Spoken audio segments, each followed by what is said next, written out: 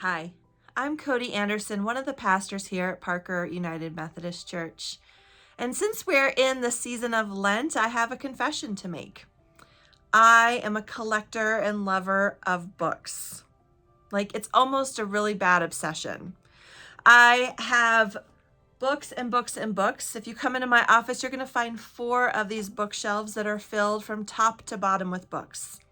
With children's books, with books that I had when I was in seminary on church leadership, on discipleship, on prayer, commentaries on the Bible. You're also going to find books that are help books, right, for parenting, or grief books that deal with how to grieve, or people's own journeys about their faith. I love books.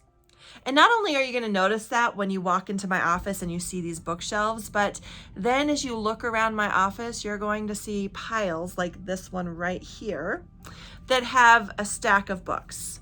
Books that I intend to dive deeper in, books that I want to have handy so that I can read a chapter out of, or maybe I can read the whole thing if I ever have time. So I have a lot of different piles of books around my office, and that also goes to my home. At my house, if you walk into my house, you're going to find more piles of books, stacks of books that I'm interested in reading and I hope to get to someday, because who has time to read all of these books? And yet I love them. They give me comfort. There's something about a book that just helps me understand the world a little bit better, right? It gives me a little bit of certainty. Not only are the words sometimes filled with information that help me understand the world a little bit better, but they're also consistent, right? Every book has a front cover and a back cover, and in between are these beautiful pages that you get to turn and find something new on each one. And every book has a beginning, a middle, and an end. So I know that if I read a book like most people do, starting from the beginning, that there is going to be a sequence and that there will be an ending, and then that book will be done. So I guess what I'm really confessing to you today is that I love certainty. I like to feel like I am in control. And in a world that feels completely out of control, there is some control within having a book. Being able to escape into those pages, being able to know that this space in this book is right where I belong. What about you? Do you like to have certainty in your life? Do you like to feel like you are in control? I wouldn't necessarily call myself a control freak. I'm pretty flexible, pretty easygoing, but there are times where I definitely like to be in control. A few years ago, my family and we went down to the Royal Gorge, and we decided to cross that bridge. Have you ever been to the Royal Gorge? The bridge is the highest bridge found in Colorado. There are these slats, these wooden slats that make up the bridge, and they don't feel very sturdy, especially when you are going across that bridge and it's a windy day like it was when we were there. And so I was feeling pretty good going out onto the bridge. I thought, I can handle this. I've been in high places before. I've done zip lines. I've done rappelling from high cliffs. I can handle this. And yet I got out on that bridge and it began to sway and felt like it was wobbly, and you can actually see the bottom of the canyon through some of those slats because they have this air that's between them. And so even though I know there's no way that I can fit through a slat that is this big, in my head, I started to panic. I started to worry. I felt out of control. I felt like there was no stability underneath my feet, and the world could just be taken out from underneath me in an instant. Have you ever had that experience too? Have you ever felt, maybe you were on a plane and all of a sudden the turbulence began to bottom out and you just didn't know what was going on, and you felt that fear creep inside of you? So this week we are thinking about Peter out on a boat with the disciples. It is nighttime and Jesus is off praying, and as the disciples are with Peter on this boat, a storm comes up, some huge wind. And I'm thinking about some of these disciples who are fishermen. They've probably been out on the sea when it's been rough before. This must have been a really big storm to make them a little bit nervous. And so as they're out in this storm and they're a little bit nervous, all of a sudden, Jesus begins to walk upon the water towards them. Now it's dark, the winds are blowing, it might be hard to see, and all of a sudden you see this figment, this image just coming out of nowhere, walking on water towards you, and it scared them, right? I would be terrified too. I'm thinking about a horror movie as I'm thinking about this. They even cry out, "A ghost," they say, crying out in terror. And it says then, but Jesus was quick to comfort them. He said, "Courage, it's me. Don't be afraid." So Peter, suddenly bold, says, "Master, if it's really you, call me to come to you on the water." And Jesus said, "Come ahead." Jumping out of the boat, Peter walked on the water to Jesus, but when he looked down at the waves churning beneath his feet, he lost his nerve and started to sink, and he cried, "Master, save me." Jesus didn't hesitate. He reached down and grabbed his hand, and then he said, "Faint heart, what got into you?" Now this is coming from The Message, Eugene Peterson's The Message from Matthew chapter 14. I really like the words though, the words that remind us that Jesus doesn't hesitate to save us in the midst of those places where we feel like the earth is moving underneath of us. So Peter is out on this boat, sees Jesus, they're terrified, but Jesus said it is him. And so Peter's faith is bolstered.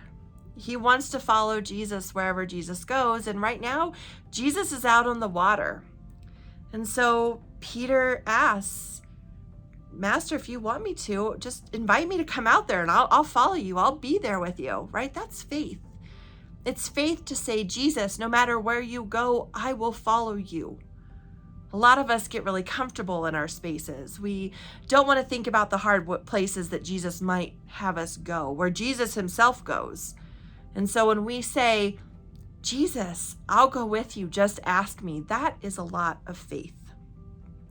What would that be like for you? Where would that be hard for you to follow Jesus?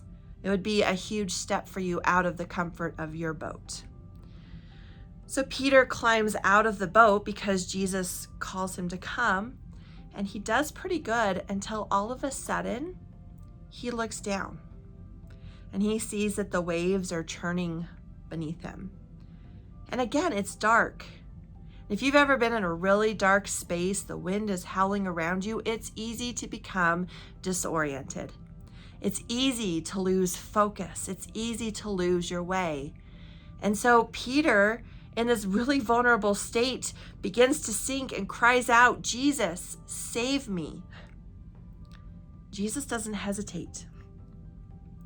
So as we think about our own lives, about how this story speaks to us, how we can see mirrors of our own faith journey in this story, I can't help but think about the times where I felt like I was in a solid place in my faith. And all of a sudden, it felt like the rug got pulled out from underneath of me. All of a sudden, it felt like things are not as certain as I thought that they were. There's some doubts there. Whether it's my own doubts or doubts in God being there for me to save me, or doubts that God really cares, or doubts, you name it. Doubts in myself that I can be bold and trust in Jesus, right? We all have had doubts. And I think that we're all searching for that space where we can be vulnerable, where we can say, "Whoa, things aren't okay here. Things do not feel okay. The rug has been pulled out from underneath of me. Life feels out of control, and I need some help. I need Jesus to save me." Have you ever been in that space? a space of uncertainty, a space of feeling like the winds and the waves are just battering you. And Jesus is saying, trust me, follow me, and you doubt that you can do it much longer. You doubt that you can continue on the way that you are going. You just want to get back into the boat. The beautiful thing about this story is that you're not alone. We're not alone. We all have had those spaces of doubts and uncertainty in our lives. We might not be out upon the waters, but we might be out on a bridge that has slats that we feel like we could just fall through. Our kids might be making really bad decisions. We might lose our job. Our parents might get sick. You name it. Sometimes life comes at us and the certainty that we've held for life feels like it gets pulled out from underneath of us.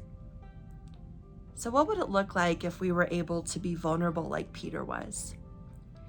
To be vulnerable in our faith, that we feel like we can trust Jesus, and then cry out when things don't feel safe, when we have doubts or questions or worries. What would it look like if we found that community that we could be vulnerable with and share those hard things with, share our doubts and our questions, share our fears, our worries, our anxieties? What would it look like if we as a community, we wouldn't hesitate to reach out our hand, to say, it's okay. I've been there before. I see your heart. I see that you are desperate for an answer, for some solid footing, and I'm here to be with you. There's so much beauty in this story. So much beauty in the stories of Peter.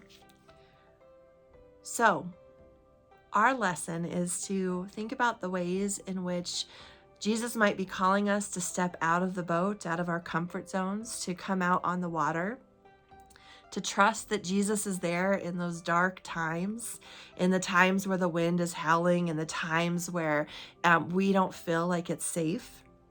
And then when we begin to feel doubt that we're in the right place, or we begin to feel doubt that the world beneath us can hold us, that the things that we know to be true are going to hold us in those times, that when we call out, that Jesus is there, not hesitating, but reaching out a hand. Find ourselves in this story and ask God to lead us into ways in which we can be Jesus to others, where we can reach out that hand and say, you are not alone. Do not be afraid.